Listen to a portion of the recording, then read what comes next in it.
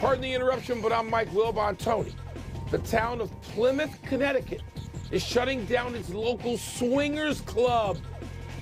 And Tony Kornheiser, it's okay. I hadn't been there in months. The only thing I feel bad about, Mike, is that I'd earned a free session. You know, you have a card, they punch the card. Yeah, after 10 points. Times in there, the next one's free, and you know, I would have appreciated Frequent that. Swinger Club.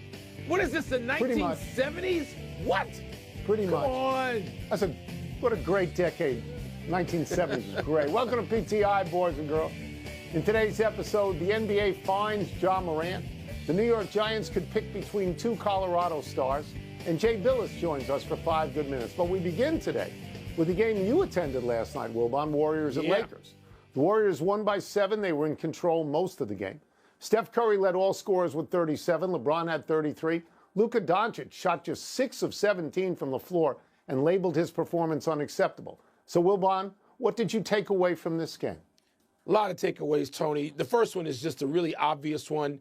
If you get the chance to watch LeBron James and Steph Curry go at it in a 7-game series, I mean, it's a treat. I mean, you should feel like, yes, this is an appointment. Let me sit down and enjoy this and tell everybody I know, sit down and watch these guys, 2 of the all-time greats, play each other and lead their teams. It's just fabulous, Tony. And, you know, the Luka Doncic issue for the Lakers in the game, the competition, and the Warriors winning it, Luka Doncic struggled, and it wasn't just because he missed shots. He was forced into misses. Golden State's scrambling defense is really strategically smart and tough-minded and disciplined, and they executed well, and Jimmy Butler's at the center of it like we thought.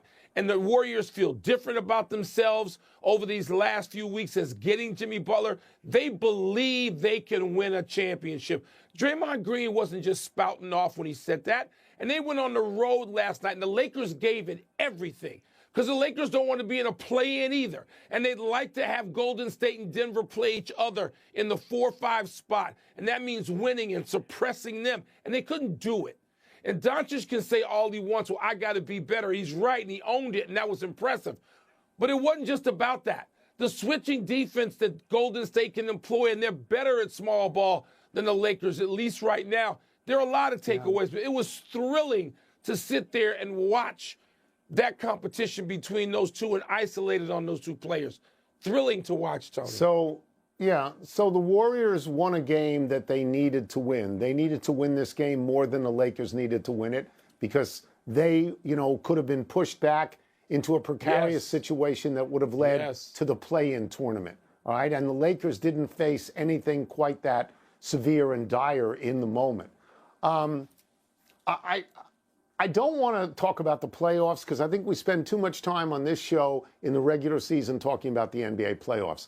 And I'm not interested in comparing who got the better of the deal with their most recent acquisitions, whether it's Jimmy Butler going over to the Warriors or Luka Doncic to the Lakers. I'm going to take the long view on that in 2 years, when Jimmy Butler is 37, he'll be hanging on, and Luka Doncic, because he plays in L.A., is going to be the biggest star in the game. But much like you, my takeaway is very simple.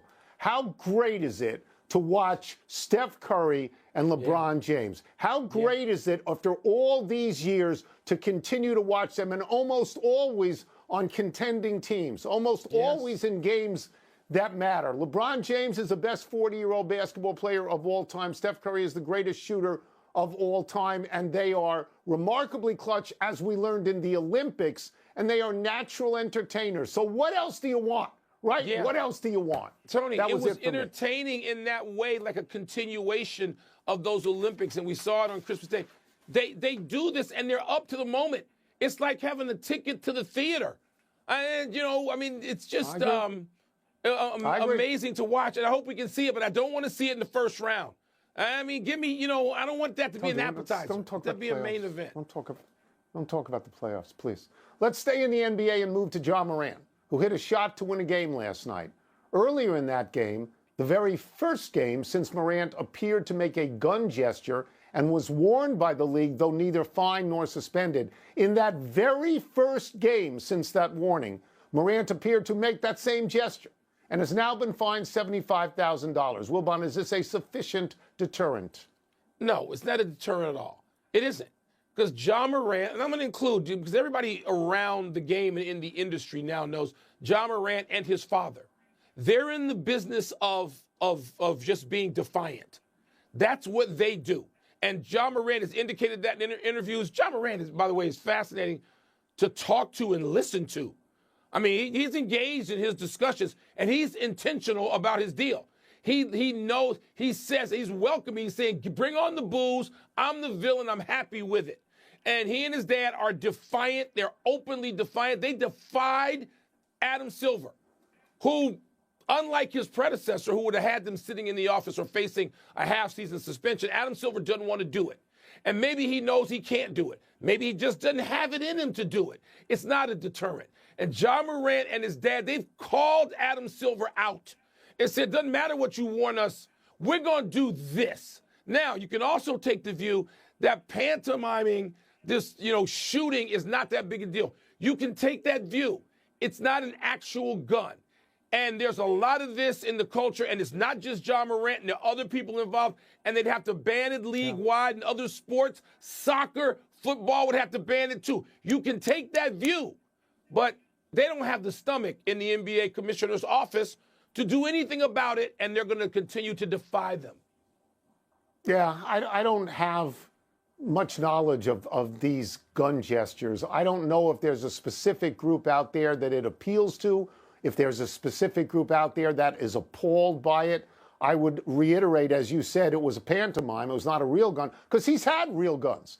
Okay, yeah. He had a real gun on social media, and he got suspended for what ended up as 8 games. And then he did it again a few months later, and that time he got 25 games. So we've seen him with real guns do this. Now he gets a warning on a fake gun situation and does it the very next game, which is totally deliberate. It's totally deliberate. It is. And so he ends up being fined $75,000. I don't know that that's a deterrent, but I'm going to read you a quote from him. Everyone should hear this.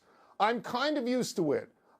I was pretty much a villain for 2 years now. Every little thing, if somebody can say something negative about me, it's going to be out there. So, yeah, I don't care anymore.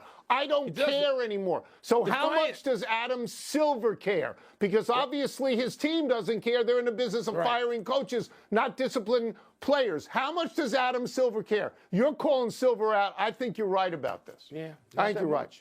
Not that much. Or don't issue the warning. I mean, if you decide, okay, it's not that big a deal, which is a fair interpretation, if Adam decided that, okay, but then why warn him? If you say, wait a minute, this is bigger than John Morant, and I'm not going to pin this to him, that's a legitimate discussion. But if you think this is a bad look and a bad thing for your league and to the detriment of your league, to just let him defy you like that, upper hand. Let's move to an intriguing NFL draft scenario.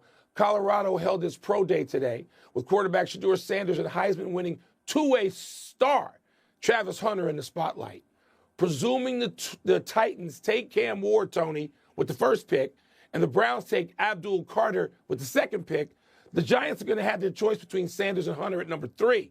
So in that scenario, which one should they pick? Okay, the most important thing in my reasoning goes like this. Everyone on the Giants is going to be fired if they stink again next year.